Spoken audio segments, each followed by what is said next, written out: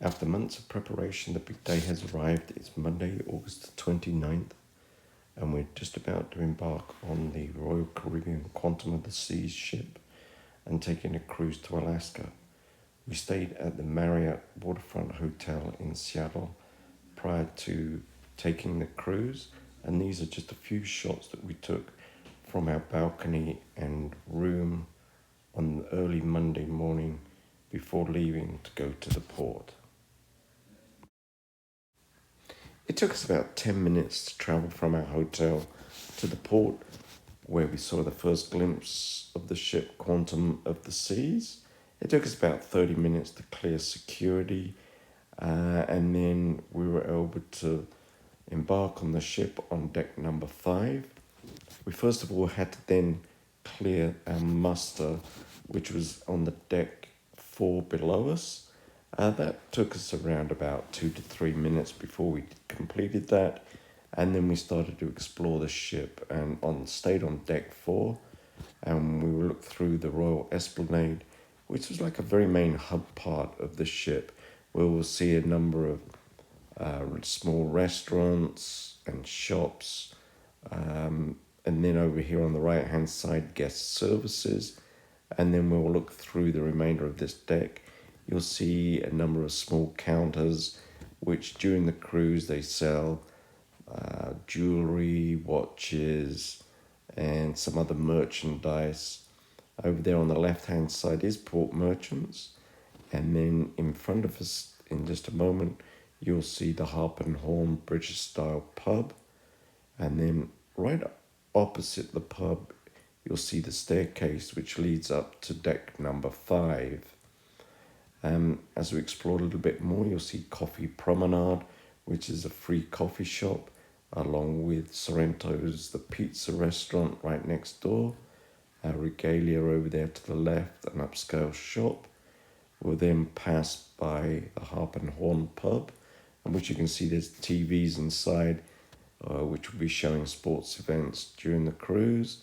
Behind the Harp and Horn pub is the music hall, where a number of music events take place during the cruise.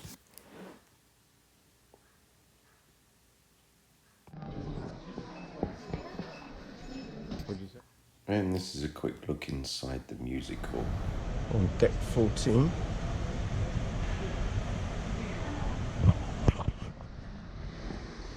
this is a view of downtown Seattle from the ship.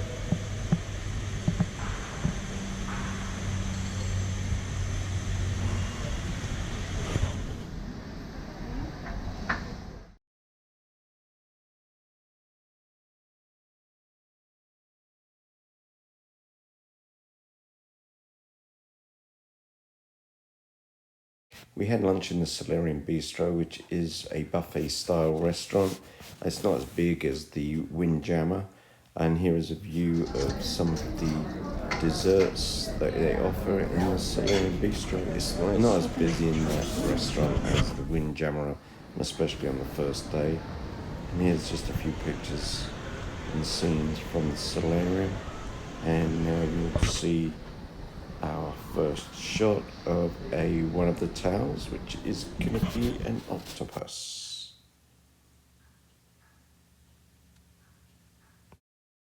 We decided to take a quick look around the Windjammer Marketplace, which is the main buffet restaurant on board the ship. It has a vast number of dishes available. Any food that you really want is here being served in the Windjammer. Including gluten-free options for those with gluten allergies, curry, pasta, dishes from around the world, along with a carvery station. And then at the very end, I'll show you the huge array of desserts that are offered in the Windjammer. As you can see, it's a little bit busier in here. Well, this wasn't actually a particularly busy time, but it did get very busy on occasions in the Windjammer. But as you can see there, that's the carvery, and here are the desserts that were on offer. Cookies, cakes,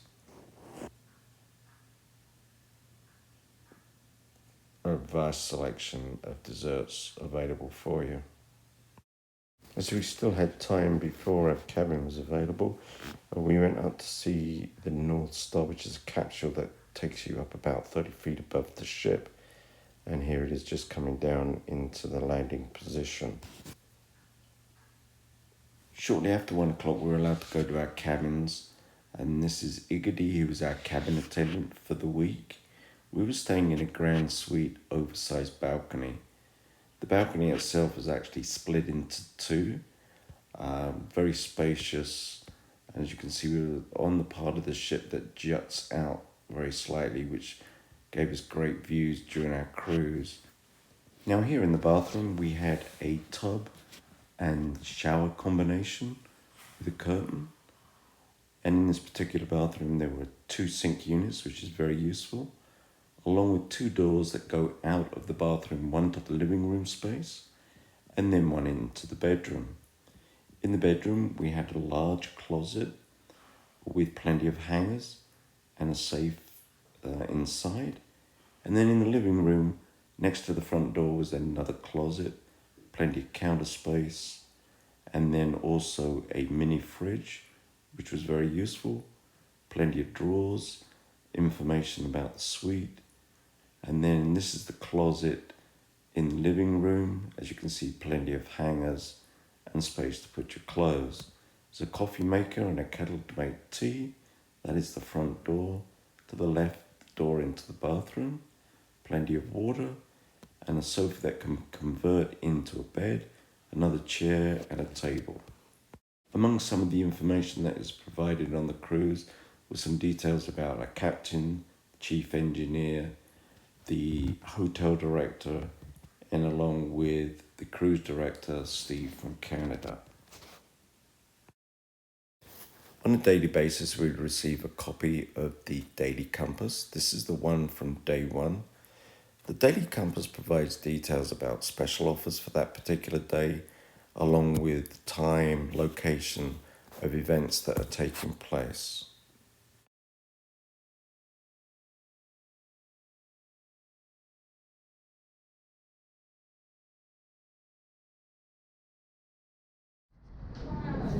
It's just after 4 o'clock and we're starting to sail away from the port of Seattle.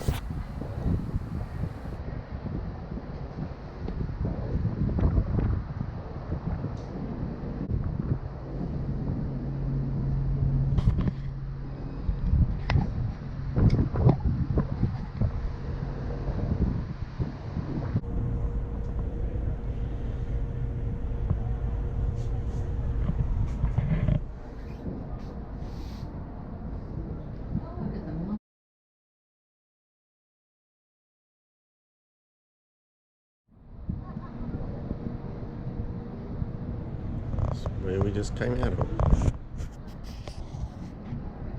Oh, well. Why don't you sit down so I can sit? Why don't you stand up so that... I have to. I'm enjoying the city. Now left Seattle and we're out into the ocean and heading off to Alaska. This is a view from our balcony with Seattle in the background.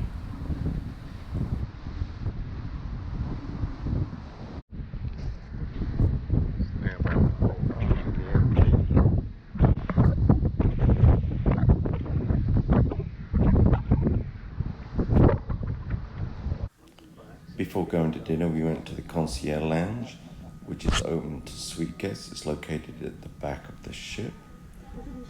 And here is a picture of my first dessert, which happened to be a cheesecake. Here is Renz, the server in the schooner bar who helped us most of the week. And this is my first drink in the schooner bar, which is a lava flow.